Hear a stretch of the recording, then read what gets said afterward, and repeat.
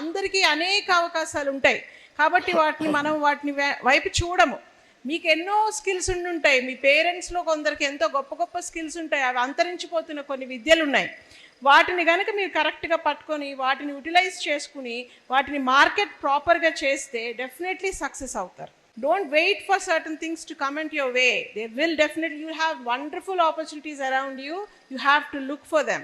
You should have the mindset to look for those opportunities around you. అవి లేకుండా ఎవరో వచ్చి ఏదో చేయాలి, అందరూ ఆ డెస్క్ జాబ్ చేయాలి, అందరూ అదే టైప్ ఆఫ్ వర్క్ చేయాలి అంటే not everybody is made for it.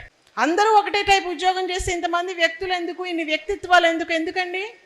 అవసరం లేదు కదా. మీరు ఏం చేయగలరు మీకున్న నైపుణ్యంతో హ్యాపీగా. ఇప్పుడు మీరు ఒక జాబ్ అక్కడ ఉన్న వృత్తిని వదిలేస్తారు, ఇక్కడికి వస్తారు, తర్వాత మళ్ళీ స్టార్ట్ అవుతారు. At the end of the day you'll realise you're not meant for it. You leave again, you start again you sit in a class like this. Is any point? So look for opportunities around you.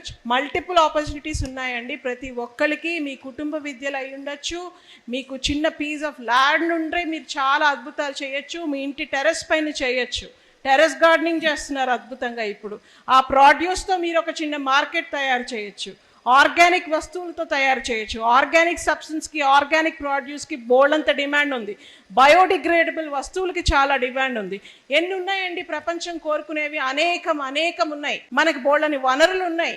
ఇవన్నీ మనం ప్రపంచానికనే ఒక ప్లాట్ఫామ్లో కనుక మీరు పెడితే తప్పకుండా వస్తాయి. మధ్యలో డెఫినెట్లీ ఆబ్స్టికల్స్ అనేవి ఉంటాయి, కానీ వాటిని అధిగమించినప్పుడే కదా మీరు ఆ ఛాలెంజ్ జోన్కి వెళ్ళేది. మీరు ఎంతసేపు ఆ సెక్యూరిటీ జోన్లో I'm happy with this little amount of salary, I'm happy, be nowhere, this no point. అవునా కదా? దానికి మీకు అవసరమా ఇంతసేపు ఈ క్లాస్ వినాల్సిన అవసరమే లేదు. If you just want to be in the security zone. You agree?